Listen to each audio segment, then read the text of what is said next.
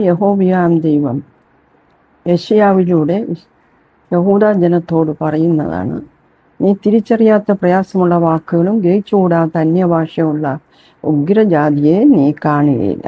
ദൈവത്തിൻ്റെ അത്ഭുതങ്ങളും അടയാളങ്ങളും വീര്യപ്രവൃത്തികളും കണ്ട ഇസ്രായേൽ ജനം സമൃദ്ധി വന്നപ്പോൾ അവർ ദൈവത്തെ മറന്നു കളഞ്ഞു. ദൈവത്തിൻ്റെ ജനം എല്ലാ കാലത്തും ഉന്മേഷത്തോടും നല്ല ഹൃദയ സന്തോഷത്തോടും കൂടെ യഹോവയെ സേവിക്കണം. ആവർത്തന പുസ്തകം 28:47 അതാ പറയുന്നത്. ദൈവവുമായി ഒരു ഉറ്റ ബന്ധം വ്യക്തിപരമായി ഓരോ ദൈവവൈതലിനും ഉണ്ടായിരിക്കണം. അങ്ങനെ ഉന്മേഷത്തോടും ഉത്സാഹത്തോടും ദൈവത്തെ സേവിക്കാൻ മനസ്സില്ലാതെ സ്വന്തം വഴികളിൽ തിരിയുമ്പോൾ നാം കണ്ടിട്ടില്ലാത്ത, കേട്ടിട്ടില്ലാത്ത, അറിഞ്ഞിട്ടില്ലാത്ത ഉഗ്രജാതികളെ ദൈവജനത്തിൻ്റെ അടുക്കൽ അയക്കും. എന്നാൽ ദൈവത്തിങ്കിലേക്ക് മടങ്ങി വരിക എന്ന് വെച്ചാൽ പഴയ കാര്യങ്ങൾ, പഴയ സ്വഭാവം, പഴയ വാക്ക്, പഴയ പ്രവൃത്തി, പഴയ ആരാധന മനോഭാവം, ഇതെല്ലാം നമ്മിൽ നിന്ന് അകറ്റി മാറ്റിക്കൊണ്ട് പൂർണ്ണമായും ദൈവത്തിൽ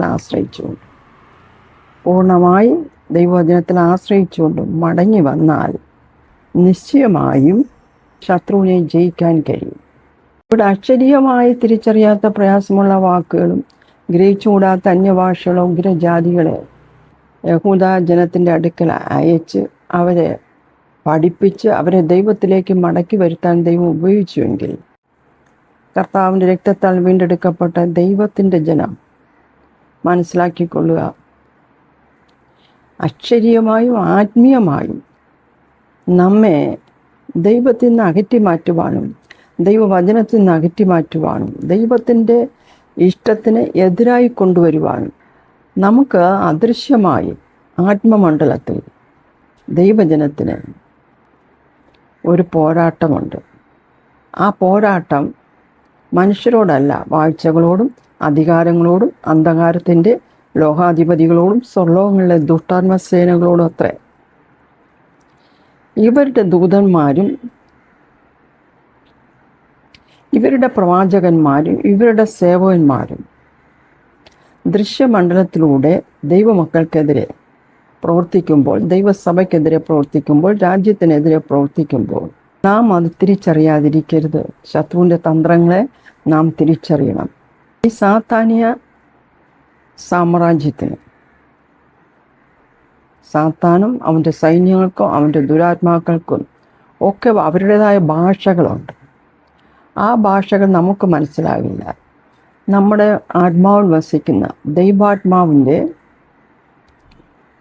ഭാഷകളിലൂടെ, പരിശുദ്ധാത്മാവ് നമുക്ക് നൽകിയിരിക്കുന്ന അന്യഭാഷകളിലൂടെ, വിവിധ ഭാഷകളിലൂടെ, അതിൻ്റെ വ്യാഖ്യാന വരത്തിലൂടെ നമുക്ക് ശത്രുവിനെ ജയിക്കുവാനുള്ള ഭാഷകൾ നമ്മുടെ ഉള്ളത്തിൽ നിന്ന് പുറപ്പെട്ടു ചെന്ന് തിരിച്ചറിയാത്ത പ്രയാസമുള്ള വാക്കുകളും ഗ്രഹിച്ചുകൂടാത്ത അന്യഭാഷകളുള്ള ഉഗ്രജാതിയുടെ ഭാഷാ പ്രവൃത്തികളെ അഴിച്ചു കളയുവാൻ നമുക്ക് കഴിയും. പിശാചിൻ്റെ പ്രവൃത്തികൾ അഴിപ്പാൻ തന്നെ ദൈവപുത്രൻ പ്രത്യക്ഷനായെന്ന് തിരുവെഴുത്ത് പറയുന്നു.